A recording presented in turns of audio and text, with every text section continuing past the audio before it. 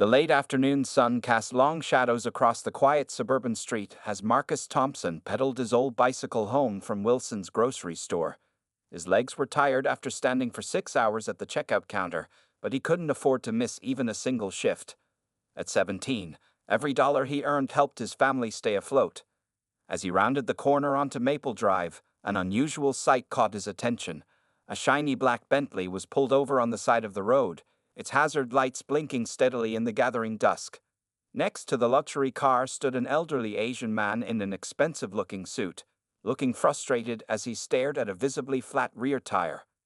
Marcus almost rode past. After all, the owner of such an expensive car surely had roadside assistance on speed dial, but something made him slow down. He remembered his grandfather's words from years ago. Character is what you do when nobody's watching, and kindness doesn't cost a thing. Pulling his bike to a stop, Marcus called out, "Excuse me, sir. Do you need some help?"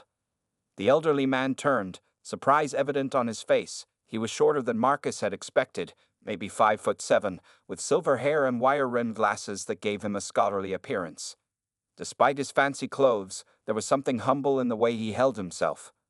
"Ah, young man," the gentleman replied with a slight accent. "I'm afraid I have a flat tire, and my phone's battery died just when I tried to call for help." He gestured helplessly at the car. "I haven't changed a tire in 20 years, and my arthritis wouldn't make it any easier."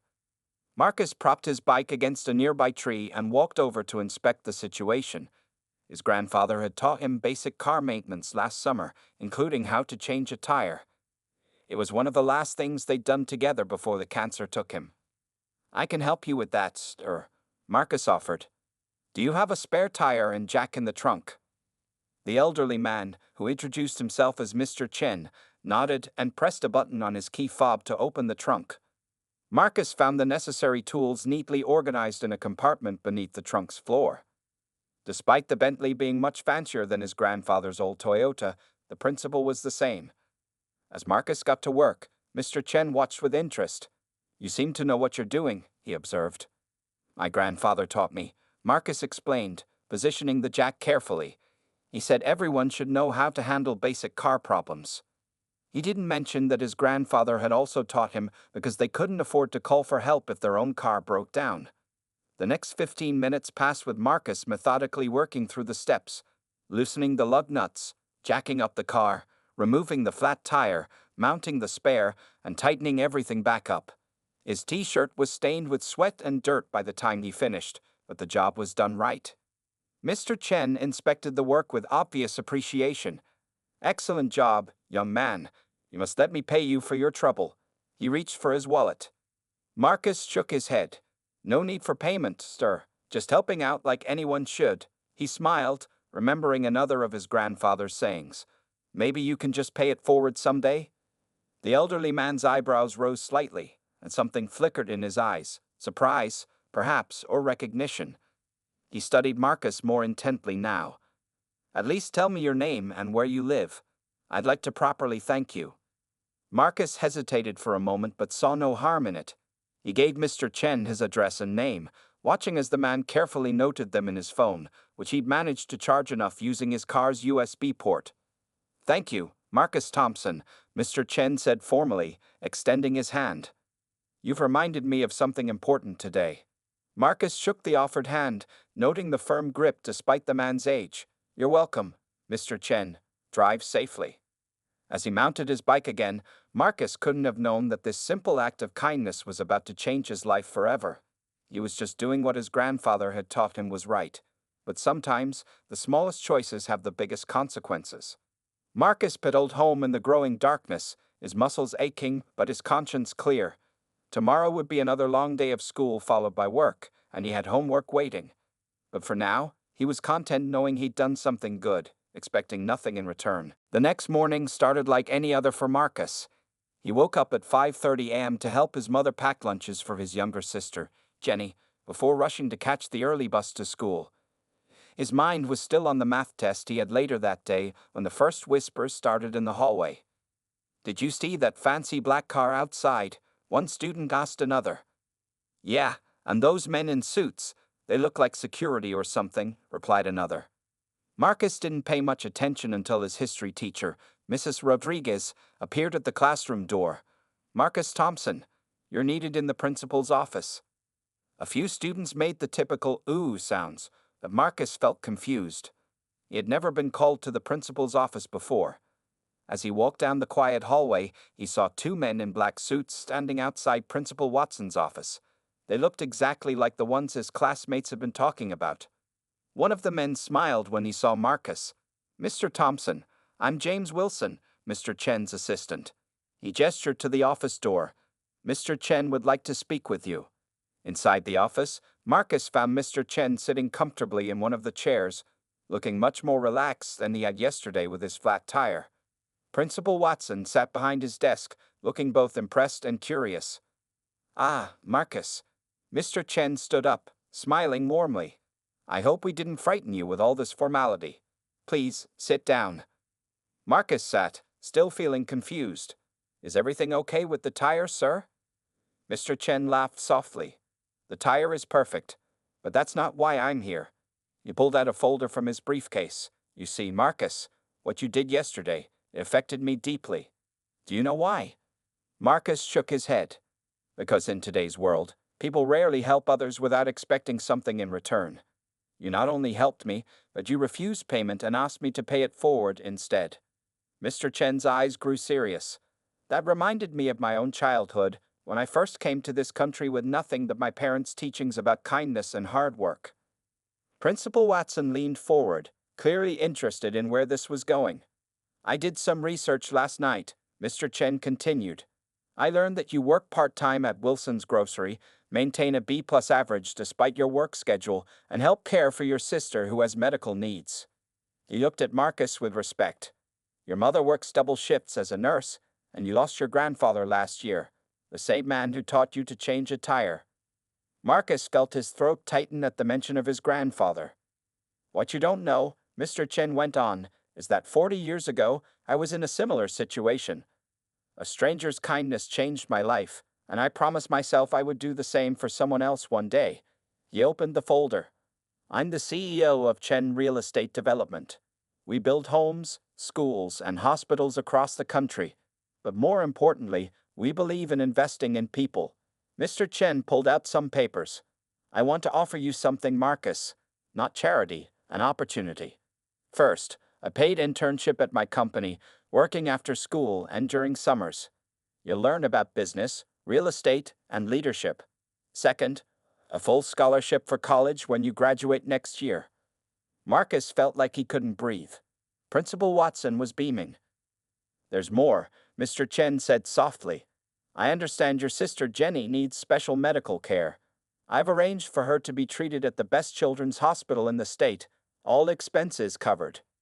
Tears formed in Marcus's eyes, but he blinked them back. "Mr. Chen, I don't know what to say. This is too much." "No, Marcus, this is exactly right. You showed pure kindness to a stranger. Now that stranger is showing kindness back." Mr. Chen smiled. "All I ask is that someday, when you're successful, you remember to keep paying it forward." Principal Watson stood up. "This is extraordinary, Mr. Chen. Marcus is one of our hardest working students. He deserves this opportunity." As Marcus sat there, trying to process everything, he thought about how his simple decision to help someone had led to this moment. His grandfather had always said that kindness comes back to you in unexpected ways. Now he understood exactly what that meant. Mr. Chen extended his hand. "So, Marcus Thompson, do we have a deal?" Marcus stood up and shook Mr. Chen's hand firmly, just like his grandfather had taught him. "Yes, sir, thank you. I won't let you down." Little did Marcus know, this was just the beginning of a journey that would change not only his life, but the lives of many others in ways he couldn't yet imagine. That evening, Marcus sat at their small kitchen table, watching his mother Sarah wipe tears from her eyes as she read through Mr. Chen's offer for the third time. The papers were spread out in front of her, and her hands shook slightly as she touched each page. "Mama, please don't cry," Jenny said from her wheelchair. At 13, Marcus's sister was small for her age, but her smile could light up any room. Even now, as she dealt with her daily pain, she tried to cheer up their mother. "These are happy tears, baby," Sarah explained, reaching out to squeeze Jenny's hand. She looked at Marcus with pride shining in her tired eyes. All because your brother stopped to help someone in need. Marcus remembered how nervous he had been about telling his mother everything that had happened at school. He knew she was proud, but also worried about accepting such a big offer from a stranger. That's just how she was. Careful, thoughtful, and always wanting to make sure her children were safe. I called the hospital to check, Sarah said, her nurse's practicality showing through. Mr. Chen really did set up everything for Jenny's treatment. They have all her medical records, and they're ready to start next week. She shook her head in amazement. The doctor there is a specialist in Jenny's condition. He's one of the best in the country. Jenny wheeled herself closer to the papers. Does this mean I might be able to walk again? Sarah reached out and smoothed Jenny's curly hair. The doctor said there's a good chance with the right treatment and physical therapy. Mr. Chen's insurance will cover everything. Marcus felt a weight lift from his shoulders. For the past 2 years, he had watched his mother struggle to pay for Jenny's basic medical care. Every extra shift she took, every time she skipped meals to save money, every worried look when bills arrived, it all weighed heavily on him. Tell me again what the internship will be like, Sarah asked, turning back to Marcus. Marcus sat up straighter. I'll work at Mr. Chen's company 3 days a week after school and full-time during summer breaks. They'll teach me about real estate, business management, and leadership. Mr. Chen said they'll work around my school schedule and I'll still have time for homework. And the college scholarship? Sarah pressed, still seeming amazed. Full tuition at any state university I can get into, Marcus replied. As long as I maintain a B average and keep learning at the internship. The kitchen fell quiet except for the humming of their old refrigerator. Through the window, Marcus could see Mrs. Peterson's cats playing in the neighbor's yard, just like any other evening. But nothing about this evening felt normal. I wish your grandfather was here to see this, Sarah said softly, reaching for Marcus's hand. He always said you were destined for great things. Marcus felt tears sting his eyes. I was thinking about him when I stopped to help Mr. Chen. Everything I know about cars, about helping people, that all came from Grandpa. Jenny wheeled over to Marcus's side of the table. Grandpa also said we should pray when good things happen, not just when we need help. Sarah smiled and nodded. He was right about that too. She stood up and walked to the cabinet where they kept their bills. Pulling out a stack of overdue notices, she let out a long breath. For the first time in years, I feel like we can breathe. Just then, their doorbell rang. Marcus opened the door to find a delivery man holding several large bags of groceries. Courtesy of Mr. Chen, the delivery man said, handing Marcus a note with the groceries. Marcus read the note aloud. A proper celebration dinner for the newest member of our company family. Looking forward to working with you, Marcus. Mr. Chen. As they unpacked the bags filled with fresh fruits, vegetables, meat, and even a chocolate cake, Sarah wiped away more tears. That man, she whispered, he understands what family means. Later that night, as Marcus lay in bed, he could hear his mother humming in the kitchen, something she hadn't done since before his grandfather passed away. The sound of her happiness, mixed with Jenny's excited chatter about her upcoming treatment, made him realize that sometimes the biggest changes in life start with the smallest acts of kindness. He reached for his grandfather's old watch on the bedside table, running his fingers over its worn face. I'll make you proud, Grandpa, he whispered. I promise. Monday afternoon found Marcus standing in front of Chen Real Estate Development's gleaming office building, his heart beating fast in his chest. The 20-story glass building seemed to touch the clouds, and its revolving doors kept spinning with busy professionals walking in and out. Marcus checked his appearance one more time in the reflection of a window. His mother had used their grocery money to buy him his first dress shirt and tie from the discount store. The clothes weren't expensive, but they were clean and pressed. His grandfather's old watch on his wrist gave him courage. You must be Marcus, a friendly voice called out. A young woman in a blue suit approached him. I'm Lisa Park, Mr. Chen's secretary. Come on in, everyone's excited to meet you. As they walked through the lobby, Marcus couldn't help but stare. The floor was made of shiny marble, and a huge water fountain stood in the center. Security guards nodded at them as Lisa used her card to open the elevator. Mr. Chen has set up a special program for you, Lisa explained as they rode to the 18th floor. You'll spend time in different departments, learning everything from the ground up. The elevator doors opened to reveal a busy office floor. People were working at their desks, talking on phones, and hurrying between meetings. Several of them smiled and waved at Marcus as Lisa led him through. "Here's your desk," Lisa said, stopping at a small but neat workspace near Mr. Chen's office. "And here's your new laptop and phone for work." She pointed to the equipment on the desk. Marcus touched the laptop gently, almost afraid it would disappear. At school, he had to share old computers with other students. Having his own seemed like a dream. "Marcus, welcome." Mr. Chen walked out of his office, wearing a kind smile. "I see Lisa's showing you around. How's your sister doing with her new treatments?" "Much better, sir," Marcus replied eagerly. "The doctors say she's responding well. My mom cried when Jenny took her first steps in physical therapy last week." Mr. Chen nodded, looking pleased. "Excellent. Now, are you ready to learn?"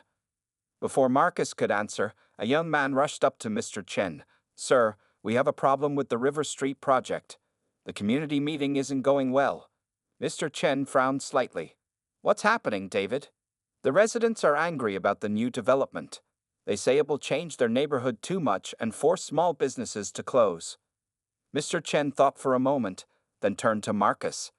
"Would you like to see how we handle real problems in real estate?" Marcus nodded quickly, and soon they were in Mr. Chen's private elevator heading to the parking garage. The same black SUV that had come to Marcus's house waited for them. During the drive, Mr. Chen explained the situation. His company was planning to build a new shopping center, but the neighborhood residents were worried it would hurt their community. When they arrived at the community center, Marcus could hear angry voices from inside. People were standing up, shouting at David and other company representatives. "Watch and learn," Mr. Chen said quietly to Marcus. "Then you walk to the front of the room." The shouting continued until one old woman recognized Mr. Chen. "That's the CEO himself," she said loudly, and the room gradually grew quiet. Instead of going to the podium, Mr. Chen walked into the crowd.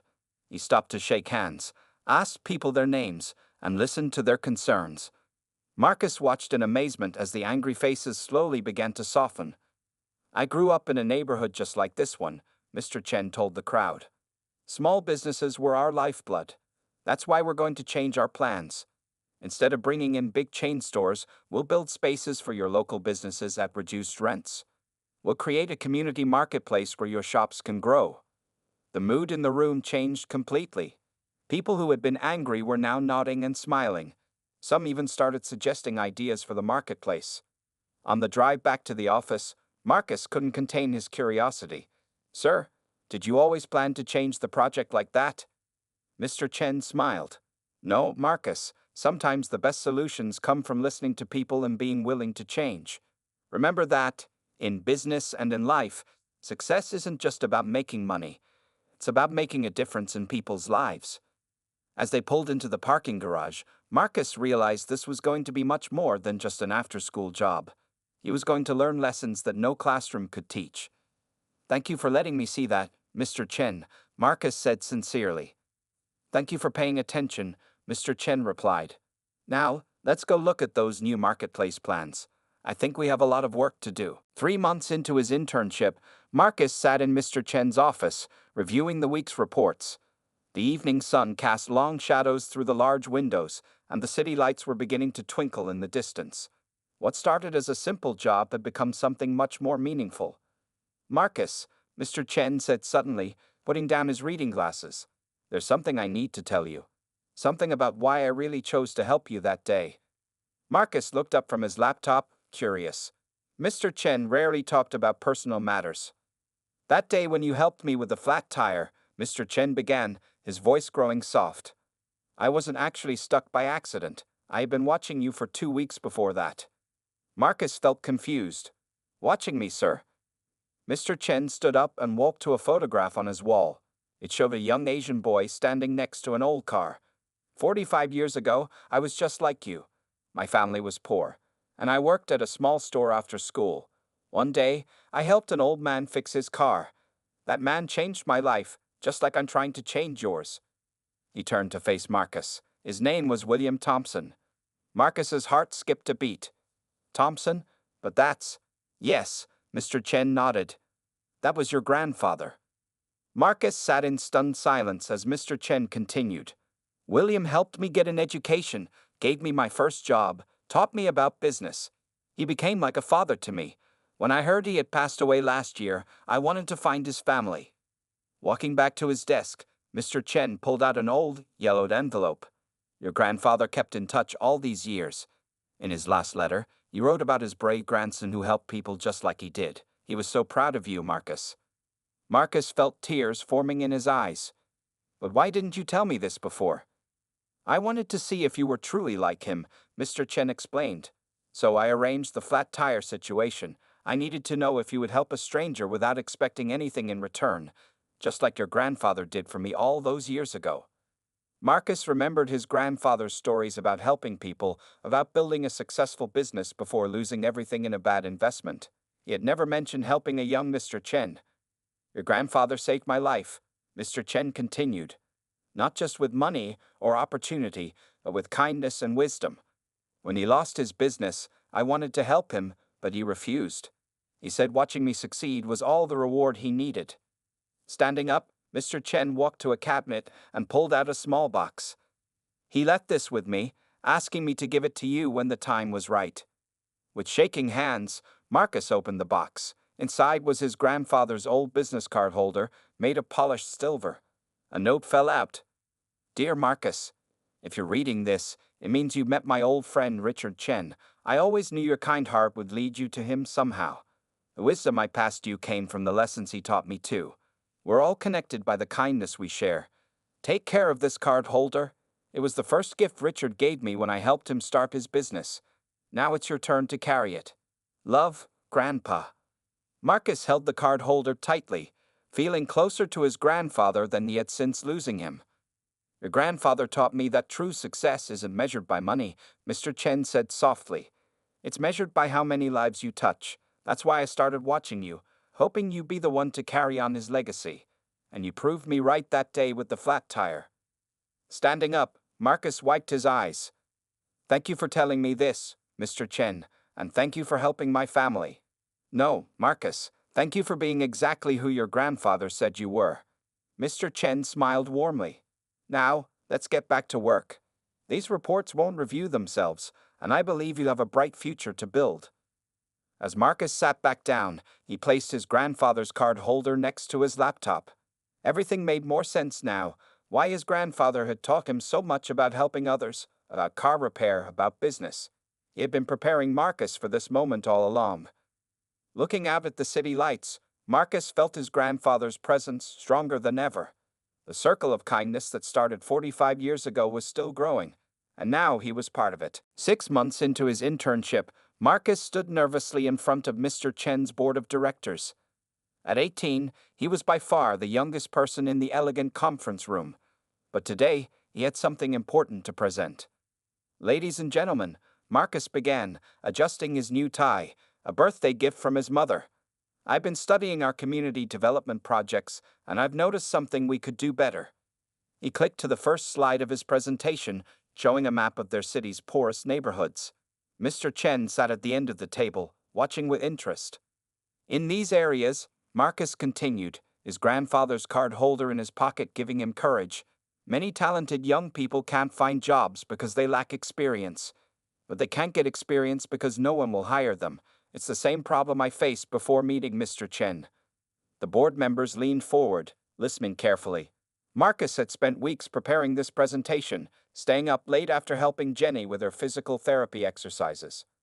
I propose we start the Thompson Chen Youth Program, Marcus said, showing his next slide. We can hire high school students from these neighborhoods for paid internships, just like Mr. Chen did for me. But here's the different part. We also help their families. He clicked to show pictures of empty storefronts in their buildings. We have vacant retail spaces in our properties. What if we offered these spaces at reduced rent to the families of our interns? They could start small businesses, creating jobs and helping their communities grow. One of the directors raised his hand. That's a nice idea, young man, but it would cost the company a lot of money. Marcus smiled, ready for this question. Actually, sir, I did the math. He showed a detailed financial breakdown. By reducing crime through youth employment and increasing property values through new businesses, we'll make back our investment in 3 years. Plus, we'll build trust in these communities, making future developments easier. Mr. Chen stood up suddenly, smiling broadly. I think Marcus has shown us something important here. He's not just looking at profits, he's looking at people. Isn't that what my old friend William Thompson taught us? The room grew quiet at the mention of Marcus's grandfather. Many of the older board members had known him. I'll fund the pilot program myself, Mr. Chen announced.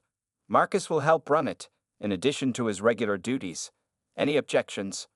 The board members looked at each other, then began nodding in agreement. One elderly director even clapped. Later that afternoon, Marcus sat in Mr. Chen's office, still amazed that his idea had been approved. Your grandfather would be proud, Mr. Chen said, pouring them both cups of tea. You're not just learning the business, you're making it better. I learned from the best, Marcus replied. Both from him and from you. Just then, Lisa knocked on the door. Marcus, your sister is here. Jenny wheeled herself in, but to Marcus's surprise, she didn't stay in her wheelchair. Using her walker, she stood up and took several steps forward. Her legs shook slightly, but her smile was bright enough to light up the room. Look what I can do now, she announced proudly. Mr. Chen clapped while Marcus hugged his sister carefully. The doctors had said her progress was remarkable, far better than they had expected. And that's not all, Jenny continued excitedly. Mom's starting nursing school next month. The hospital where I get my therapy is paying for it through their education program.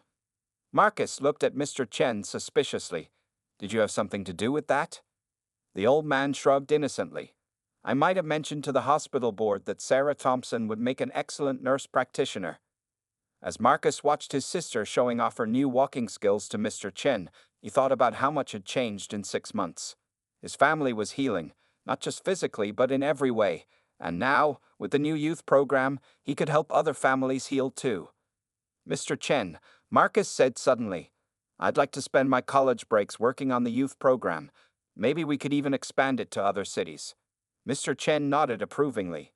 I think your grandfather always knew you would do great things, Marcus. He just needed to make sure you and I found each other at the right time. Looking out at the city below, Marcus smiled. Sometimes the biggest changes start with a flat tire and a simple act of kindness. 1 year had passed since Marcus first helped Mr. Chen with the flat tire. Today was special. It was the grand opening of the first Thompson Chen Youth Center in their old neighborhood. The once empty building now stood bright and renovated, with a fresh coat of blue and white paint. Marcus adjusted his name tag that read Program Director as he watched people gathering outside. His mother Sarah, now in her nursing school uniform, stood proudly next to Jenny, who was using only a small cane for support now. Local news cameras were setting up, and families were arriving with excited teenagers for the opening ceremony. Nervous? Mr. Chen asked, appearing beside Marcus. A little, Marcus admitted. We have 50 young people starting their internships today. I just want everything to be perfect. The youth center was bigger than Marcus had first imagined. The first floor had classrooms for job training, a computer lab, and small office spaces for new businesses. The second floor housed a study center and meeting rooms. Best of all, 10 families of their first interns were getting shop spaces in the building next door at reduced rent. Marcus, Marcus, a young voice called out. It was Tommy, a 14-year-old from the neighborhood. Is it true we all get laptops for the program? Marcus smiled, remembering how excited he had been about his first work laptop. Yes, but you have to maintain good grades and attend all training sessions. More teenagers gathered around, asking questions. Marcus saw hope in their eyes, the same hope he'd had when Mr. Chen gave him a chance. Many of these kids came from struggling families, just like his had been. At exactly 10 a.m., Marcus stepped up to the podium. Camera flashes went off as he began to speak.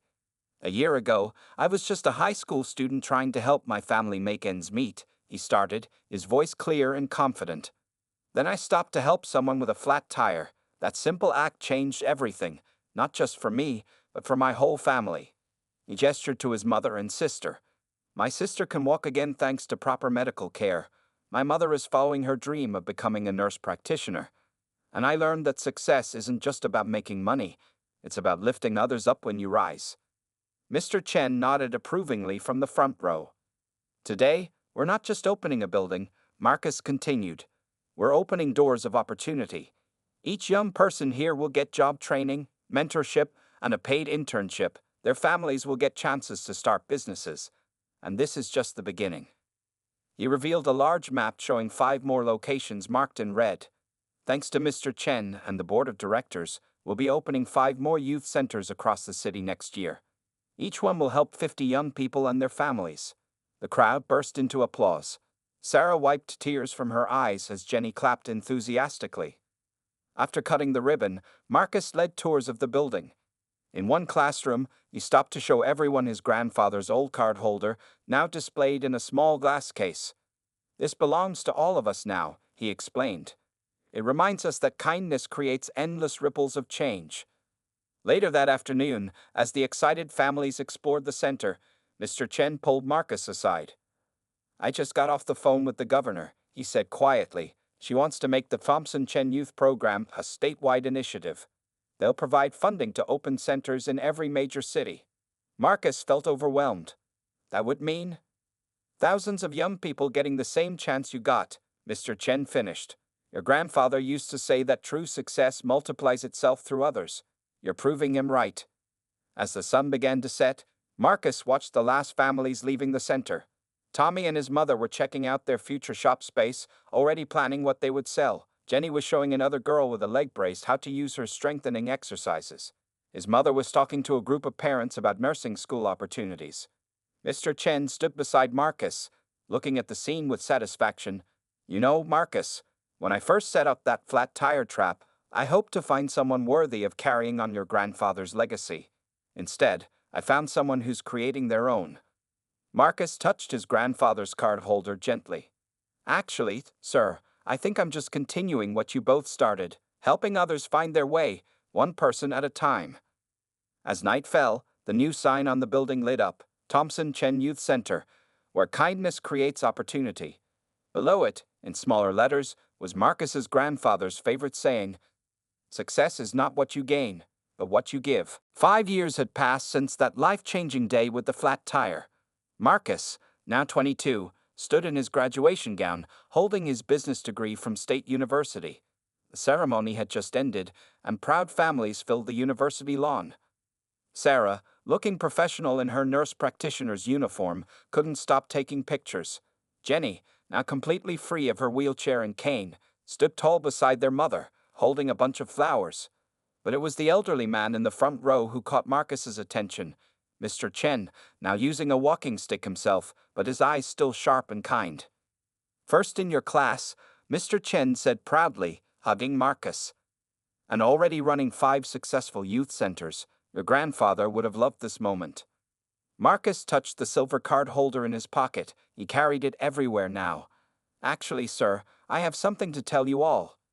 He led his family and Mr. Chen to a quiet spot under a large oak tree. The same spot where, just yesterday, he had helped a freshman with car trouble, remembering his own story. The governor called this morning, Marcus began. The Thompson Chen Youth Program has helped over 10,000 young people across the state. They want to take it national, all 50 states, starting next year. Sarah gasped. Jenny squealed with excitement. Mr. Chen simply smiled, as if he had expected this all along. But that's not all, Marcus continued. I've been saving most of my internship money and program director salary these past 5 years. Together with some investors who believe in our mission, I'm starting my own company. He pulled out his phone and showed them the website, Thompson Future Builders, creating opportunities through kindness. The company will focus on community development, Marcus explained.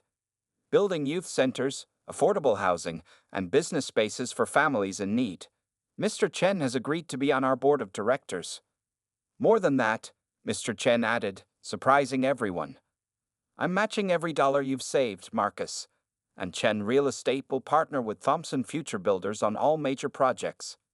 Sarah began crying happy tears, just like she had 5 years ago at their kitchen table.